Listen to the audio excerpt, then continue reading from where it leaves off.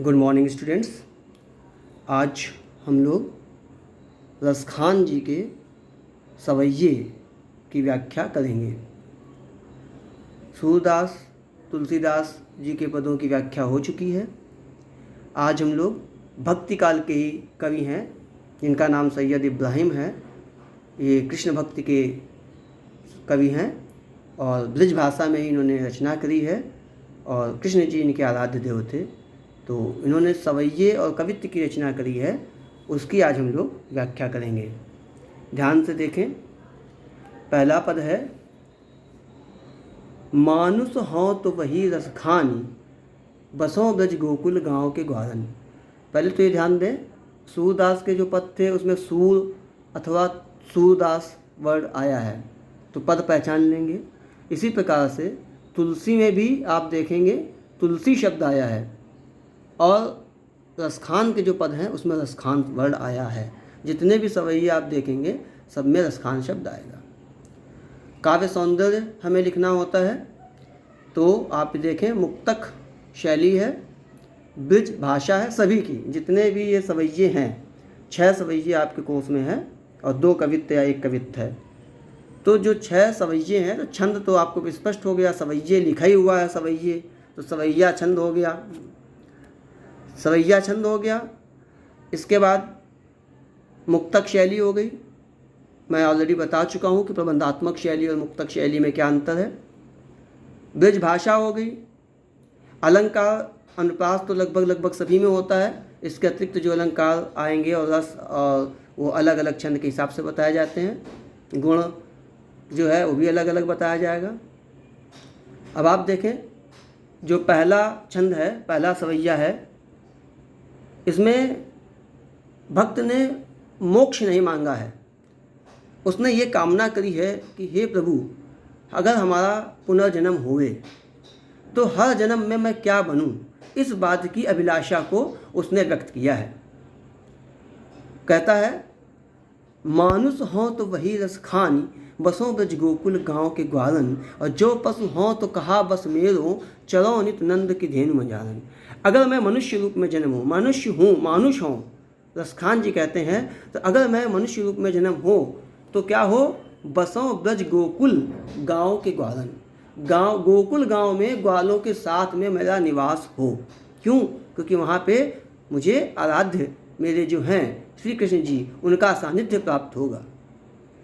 जो पशु हो, ये आवश्यक नहीं है कि पुनर्जन्म जब हो तो मैं मनुष्य रूप में हूँ।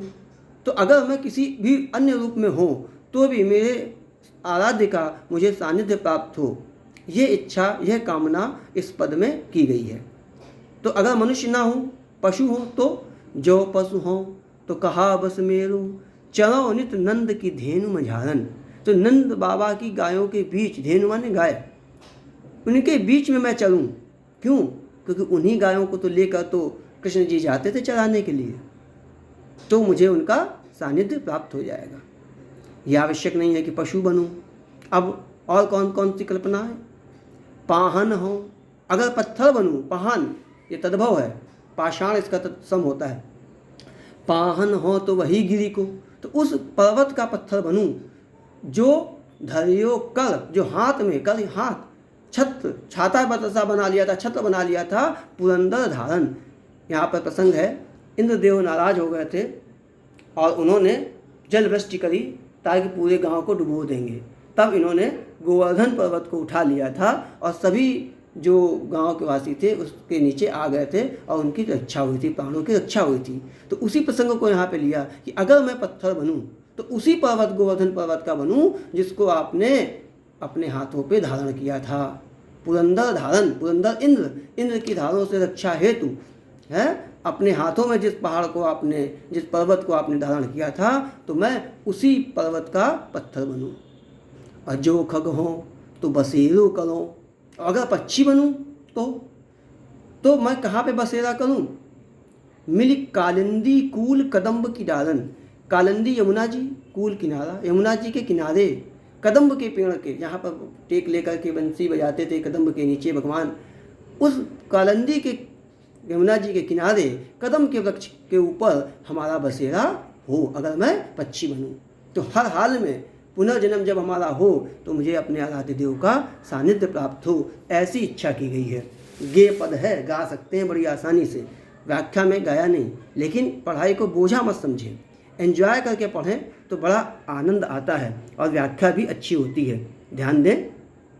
मानुष हो तो वही रस खानी, बसों ब्रज गोकुल गाँव के ग्वालन, जो पशु हो तो कहा बस मेरो, चलो नित नंद की धेनु मझालन। पाहन हो तो वही गिरि को, जो धरियो कर छत्र पुरंदर धारन, जो खग हो तो बसेरो करो, मिल कालंदी कूल कदम्ब की डालन। मैं उतना अच्छा नहीं कर सकता, सब में सब टैलेंट नहीं होता, पर एंजॉय कर सकते हैं। हम सब जब काव्य पढ़ते हैं, पद पढ़ते हैं, तो उसको उसी तरीके से पढ़कर एंजॉय करने का प्रयास करें तो आनंद अलग आता है। तो अब आप देखें, कालिंदी कूल कदम्ब की डालन, जो ये वर्ड है यहाँ पे आपको अनुप्रास अलंकार मिल जाएगा।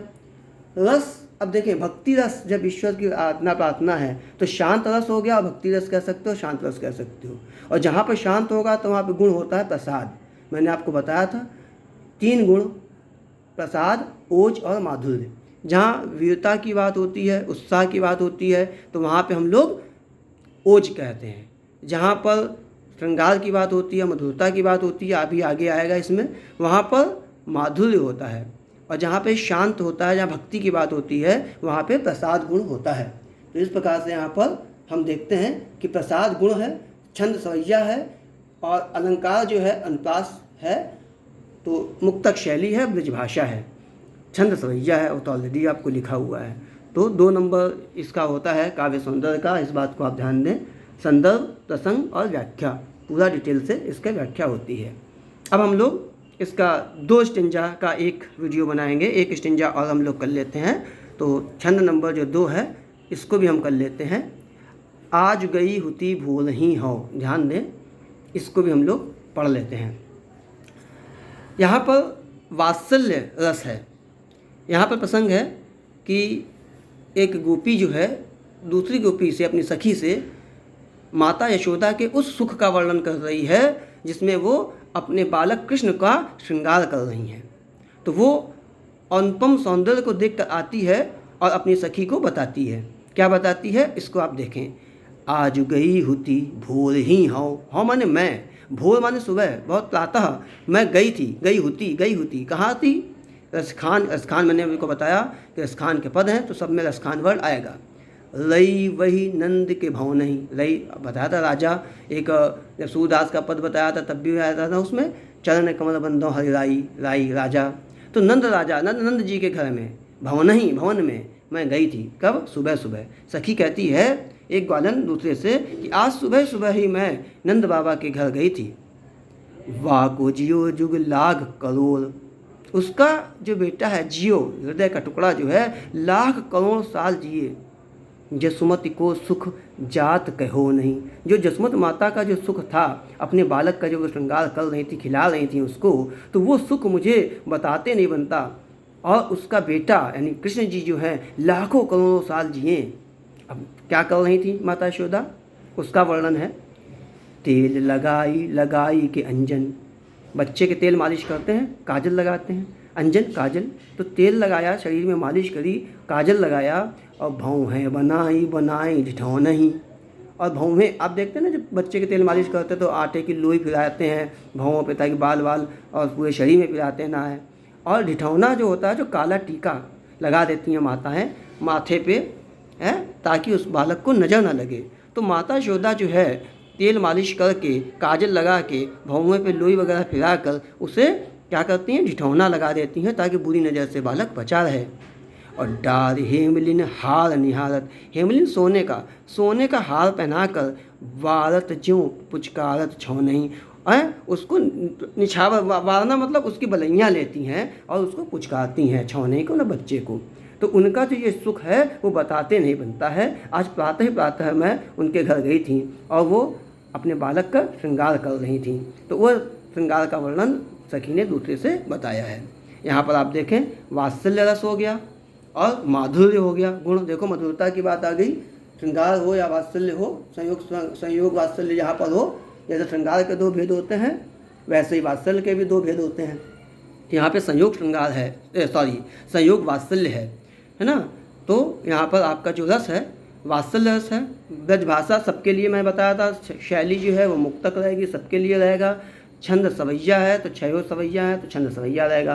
तो छंद सवैया, भाषा ब्रज, मुक्तक शैली, और गुण जो है वो माधुर्य हो गया।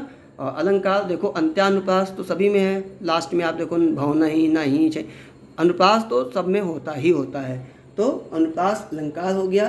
तो इस प्रकार से आप देखें आपके, और यहाँ पर कुछ और हैं, पुनरुक्त प्रकाश अलंकार भी मिलेगा और यमक भी मिलेगा। पुनरुक्त प्रकाश क्या होता है, जब एक वर्ड 2 बार रिपीट करते हैं, उसके दोनों अलग अलग अर्थ नहीं है, जब अलग अलग अर्थ आएंगे तब तो यमक भी होगा, तो वहाँ पर क्या होता है, पुनरुक्त प्रकाश होता है। तो इस प्रकार से यहाँ पर आपके अलंकार आपको देखने को मिलते हैं। अब शेष अगले वीडियो में हम लोग करते हैं।